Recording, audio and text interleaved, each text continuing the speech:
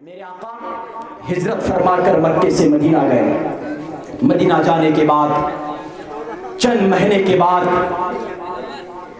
ایک موقع ایسا آیا کہ مکہ میں قحط سالی چھا گئی. یعنی آسمان سے بارش نہیں ہے, زمین سے فصل نہیں, پیداوار نہیں ہوتی ہے, زمین سوکھ کر چٹیل میدان. ایک صاحب رسول میرے آقا کی بارگاہ پہ آئے, سنیے مسلمان کا دشمن ہمیں, تو میرا دشمن میں تیرا دشمن, سامنے سلام پیچھے جا کر گالیاں, اس کو دیکھ کر یہ جلتا اس کو دیکھ کر وہ جلتا ہے. آج ہمیں اپنی غربت پر فکر نہیں ہے کہ میں غریب کیوں ہو گیا, میں بڑا کیوں نہیں بن سکتا. آج ہمیں فکر اس بات کی ہے میرا پڑوس میں رہنے والا آدمی بڑا کیسے بن گیا. وہ غریب ہو جائے تو اچھا ہوتا, وہ غریب ہو جائے تو دل خوش ہو جاتا ہے, وہ بڑا ہو جائے تو میری آنکھیں پھٹ جاتی ہے. کسی کے ہاتھ میں نئی گاڑی آ جائے میری نظر پھٹ گئی, ارے بھائی تیرا مسلمان بھائی تو گاڑی چلا رہا ہے نا, مسلمان کی ترقی تجھے نہیں دکھائی دے گی. اسی نبی کا کلمہ پڑھنے والے ہو تم جو پیغمبر کی بارگاہ پہ ایک صاحب رسول آ کر عرض کرتے, آقا وہ مکے والے جس نے آپ کو تکلیف پہنچائی, آقا وہ مکے والے جس راستے سے آپ گزر کر جاتے آپ کے راستوں پہ کانٹا بچھایا تھا, آقا وہی مکے والوں پر اللہ تعالیٰ ایسا عذاب نازل کیا ہے کہ آپ کے دشمن ہلاک و برباد ہو کر مر رہے ہیں. میرے سرکار نے فرمایا کیا ہوا, دل سے سنیے گا آخری بات. آقا نے فرمایا کیا ہوا. وہ صحابی رسول نے کہا, آقا مکے میں قحط سالی آ گئی ہے, مکے میں قحط پڑ چکا ہے, قحط سالی آ چکی ہے, زمین سے فصل پیدا نہیں ہوتی ہے, آسمان سے باران کرم کا نزول نہیں ہوا, لوگ بھوکے مر رہے ہیں. آقا جس نے آپ کو ستایا تھا اللہ تعالیٰ ایک ایک آپ کے دشمن سے اللہ تعالیٰ بدلہ لے رہا ہے. میرے نبی کو تو خوش ہونا تھا نا کہ اچھا ہوا جس نے مجھے ستایا اللہ اس کو عذاب دے رہا ہے. مگر نبی کے کلمہ پڑھنے والوں, میری نبی کی رحمت کتنی وسیع ہے, میری نبی کی رحمت کتنی بڑی ہے. پیارے آقا نے صلی اللہ تعالی علیہ وسلم نے جب یہ جملہ سنا تو میرے آقا کا چہرہ غضب ہو گیا.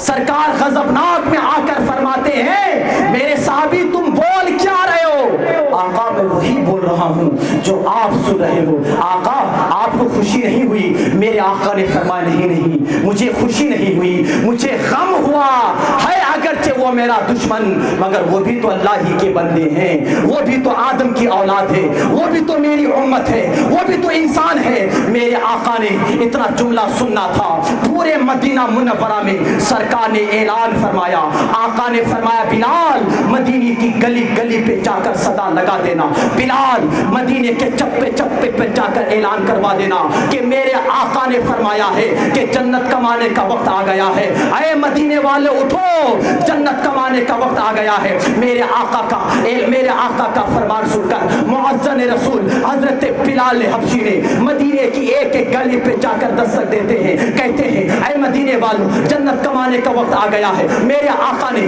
صلی اللہ تعالی علیہ وسلم نے اعلان فرمایا ہے کہ اسلام کو بچانے کے لیے, جنت کو کمانے کے لیے اناج کی ضرورت ہے, فصل کی ضرورت ہے, گلے کی ضرورت ہے, کھانے پینے کے سامان کی ضرورت ہے. میرے نبی سرور کائنات کا فرمان سننا تھا. کوئی صحابی دھان لے کر آتے ہیں, کوئی چاول لے کر آتے ہیں, کوئی آٹا لے کر آتے ہیں, کوئی گیہوں لے کر آتے ہیں, کوئی جو لے کر آتے ہیں, گلہ جمع کرتے ہیں. جب گلہ جمع ہو جاتا ہے میرے آقا ایک اونٹ پر نہیں, دو اونٹ پر نہیں, کئی اونٹوں پر وہ گلہ لاد کر ملک عرب والوں کی طرف بھیجتے ہیں. میرے آقا نے وہ گلہ بھیجا ہے, ساتھ میں خط لکھا ہے اور کہا ہے اے میرا صحابی یہ خط مکہ کے جو رئیس ہے, جو مکہ کا جو سردار ہے ان کے ہاتھ میں دے دینا. اب میرے آقا نے اس خط میں کیا لکھا تھا, دل کے کانوں سے میری باتیں سنے.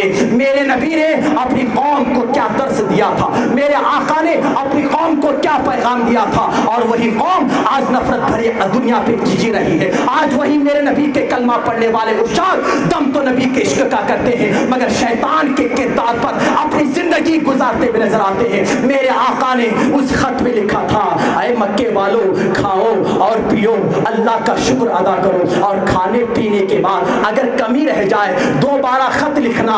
پیغمبر اعظم 2 مرتبہ دوبارہ اپنے گھر کا اناج نکال کر تم لوگوں کے لیے عطا فرمائے گا، تم لوگوں کے لیے عطا فرمائے گا۔ کون پیغمبر؟ وہ پیغمبر جن کے راستے پہ مکے والوں نے کانٹا بچھائے، وہ پیغمبر جب سجدے پہ جاتے وہی مکے والے نبی کے پیٹ پہ ٹا کر وجری ڈال دیتے، وہ پیغمبر جب طائف کے میدان پر جا کر کہتے ہیں یا ایھا الناس قولوا لا الہ الا اللہ تفلحوا، اے اہل طائف والو، اے طائف والو، ایک اللہ کی عبادت کرو، بت پرستی سے دور بھاگو، میں اللہ کا رسول بن کر آیا ہوں، مجھے مانو۔ تو کوئی پتھر لے کر اٹھتا تھا، کوئی نبی کو گالی دیتا ہوا اٹھتا تھا، اللہ اکبر، مگر وہ پیارے آقا وہ ساری دشمنی کو بھول جاتے ہیں، وہ نبی رحمت والا نبی، سراپا رحمت والا مصطفیٰ، یہ ساری چیزوں کو نکال کر اپنے گھر کا اناج مکے والے کو بھیجتے ہیں۔ اسی کی ترجمانی میرا امام نے پکار کر کہا تھا، ان کی مہک نے دل کے گنچے کھلا دیے ہیں، جس راہ چل گئے ہیں کوچے بسا دیے ہیں، میرے کریم سے گر قطرہ کسی نے مانگا، دریا بہا دیے ہیں، دربے بہا دیے ہیں۔ حضرات بس اتنی سی بات میں آپ کو عرض کرنا چاہتا ہوں، جو وقت مجھ کو دیا گیا تھا وہ وقت مکمل ہو گیا ہے۔ حضرات آپ کے سامنے ایک طالب علم کی حیثیت سے میں آپ کا خادم سمجھ کر کھڑا ہوا ہوں۔ میرے دوستوں، میں پہلے بھی کہا تھا، یہ مت سوچیے کہ کس نے بولا، یہ سوچیے کہ کیا بولا۔ آج ہم یہ سوچتے ہیں کہ جو بہت دور سے آتا ہے بہت اچھا بیان ہوتا ہے، نہیں، بیان کسی کا بھی ہو، بات میرے آقا کی ہے۔ جو بات آج ساری دنیا کے حالات الحمدللہ آپ کی دعاؤں سے ہندوستان کا ایک ایک کونا میں گھوم کر آتا ہوں، جہاں بھی دیکھا جائے آج یہی ہے، مسلمان کا دشمن بنا ہوا ہے۔ ہماری حالات، ہماری غیرت کا جنازہ تو اتنا ختم ہو گیا ہے، ہم جس امام کے پیچھے نماز پڑھتے ہیں اسی امام کی پیٹھ کے پیچھے آ کر شکایت کرتے ہیں۔ میرے گھر میں 1000 برائیاں ہیں، میری بیوی غلط کام کر رہی ہے، میرے بیٹے آوارے ہیں، میری اولاد نافرمان، مگر ہم اپنی اولاد کو کبھی نہیں ڈانٹتے، اپنے گھر کی طرف خیال نہیں دوڑاتے، ہم دوڑاتے ہیں مسجد کی طرف۔ کسی نے کہا تھا کہ جس کی دال گھر پہ نہیں گلتی ہے نا، وہ اپنی دال مسجد میں گلانے کے لیے آتا ہے۔ یہ ہمارا کلچر ہے، نفرت بھری ہوئی دل پہ، حسد بھرا ہوا ہے دل پہ، جلن بھری ہوئی نفرت ہے۔ مسلمان کی ترقی آج ہمیں دیکھا نہیں جاتی۔ میرے دوستو، حضرت بہل الدانا جن کی کنیت ابا وہاب تھی، جن کا مزار بغداد شریف کی سرزمین پر حضرت جنید بغدادی کی دربار کے بازو پہ ہے، اور آپ لوگوں کی دعا سے ان کی بارگاہ کی حاضری کا شرف مجھ کو حاصل ہے۔ میں گزشتہ سال فروری کے مہینے پہ ان کے دربار کی میں حاضری کا شرف میں نے عطا فرمایا ہے۔ وہ فرماتے ہیں کہ بندے کو اس کا گناہ اتنا نقصان نہیں پہنچاتا جتنا نقصان کسی مومن بھائی کے دل دکھانے سے پہنچاتا ہے۔ آپ نے نماز قضا کر دی، ضرور گناہ آپ نے کیا، مگر وہ گناہ آپ کو نقصان نہیں پہنچاتا۔ اس سے بڑا گناہ کیا ہے؟ کسی مومن کے دل کو دکھانا ہے۔ آج ہم کر کیا رہے ہیں؟ زبان کھولتے ہیں تو غیبت، زبان کھولتی ہے تو حسد، زبان کھلتی ہے تو لوگوں کی جلن۔ میرے دوستو، ایک کلچر اگر ہم اسی میں جئیں گے تو کیا ملے گا؟ آج ہم سامنے والے کو عزت نہیں دیں گے، میرے بھائی مسلمان کو عزت نہیں دے گا تو کون عزت دے گا؟ حضرت امام زین العابدین فرماتے ہیں، آخری بات دل کی محبت کی تخت پہ لکھ لیجئے گا۔ آج ہم کہتے ہیں پھر دل ہمارا پاک ہوتا کیوں نہیں ہے؟ ہم سجدے پہ سجدے کرتے جا رہے ہیں مگر دل پاک نہیں ہوتا۔ ہمارا عمل تو ایسا ہو گیا کہ ایک کنویں پہ ایک کتا ڈوب کر مر گیا، ہم نے مولانا صاحب کے پاس مدرسے میں ادارے میں گئے مسئلہ پوچھنے کے لیے کہ کنواں کیسے پاک ہوگا، تو صدر جلسہ اور نقیب جلسہ مولانا غلام حیدر صاحب قبلہ نے کہا کہ کنویں کو پاک کرنا ہے تو کنویں کا پورا پانی نکال دو، کنواں پاک ہو جائے گا۔ آپ آئے، پورا پانی آپ نے نکال دیا، اور پھر دیکھا کہ جب پورا پانی نکل گیا پھر تازہ پانی نیچے سے آنا شروع ہوا۔ آپ نے ڈول ڈالا، بکیٹ ڈالا، پانی باہر نکالا، جیسے ہی پانی آپ ڈول سے بکیٹ سے گلاس پہ لینا چاہا کہ ہم پانی پیے یا نہ پیے، وضو کرے یا نہ کرے، استعمال کرے یا نہ کرے، تو آپ نے کیا دیکھا کہ کتے کے چند بال آپ کے گلاس میں گردش کر رہا ہے۔ آپ نے کہا ارے یار یہ پانی کیسے پیے؟ آپ کے دل میں ایک نہیں مولانا نے مسئلہ بتایا تھا نا، چلو مولانا کا مسئلہ مولانا پر آزماتے ہیں.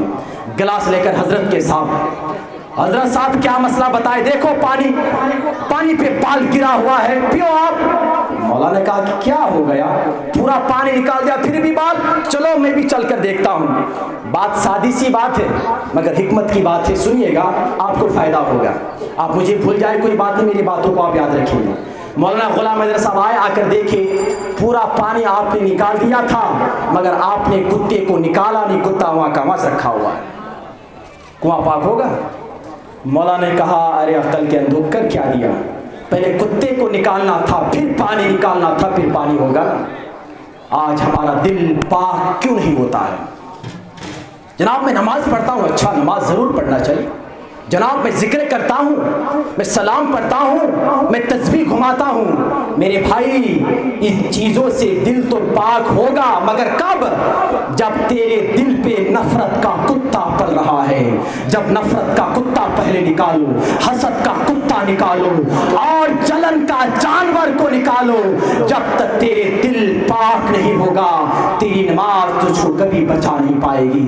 جس نماز نے تجھے نفرت دور نہ کر پائی وہ نماز تیری زندگی کو کیسے آب و ہوا لا سکتی ہے؟ اس لیے حضرات امام زین العابدین فرماتے ہیں کہ دل کو پاک کرنا ہے تو ایک ہی نسخہ ہے. امام زین العابدین فرماتے جب کسی مومن سے ملاقات کرو تو ہر مومن کو اللہ کا ولی سمجھ کر ملاقات کرو، تمہارا دل پاک ہو جائے. اب تو بولیے سبحان اللہ. نہیں نا، ہم سبحان اللہ وہ بولیں گے جو بہت دور سے آیا ہوگا نا، سبحان اللہ بولیں گے. وہ خطبہ پڑھ رہا بھی ہو تو سبحان اللہ، پیسے لے بھی رہا ہو تو سبحان اللہ. امام زین العابدین فرماتے ہیں اپنے دل کو پاک کرنا ہے تو اپنے دل کو پاک کرنے کا نسخہ یہ ہے جب کسی مومن سے ملاقات کرو تو ہر مومن کو اللہ کا ولی سمجھ کر ملاقات کرو، تیرا دل پاک ہو جائے. جب ولی عام ولی ہے ہم کرتے ہیں نا، پیر صاحب آئے تو ہاتھ چومتے ہیں، پیر چومتے، دعائیں لیتے، ہائے رے ہائے. تو پیر صاحب صرف پیر صاحب ہے، مومن کچھ نہیں ہے. مومن سے نفرت کرو گے اور پیر کی دعائیں لو گے، یہ پیر کی دعا سے کوئی فائدہ ہونے والی ذات نہیں ہے. ہر مومن ہمارا بھائی ہے. تو میری ملت کے نوجوانوں، اللہ تعالیٰ کی بارگاہ پہ دعا ہے اللہ تعالیٰ ہمیں ان تمام باتوں کو بولنے سے زیادہ ہم سب کو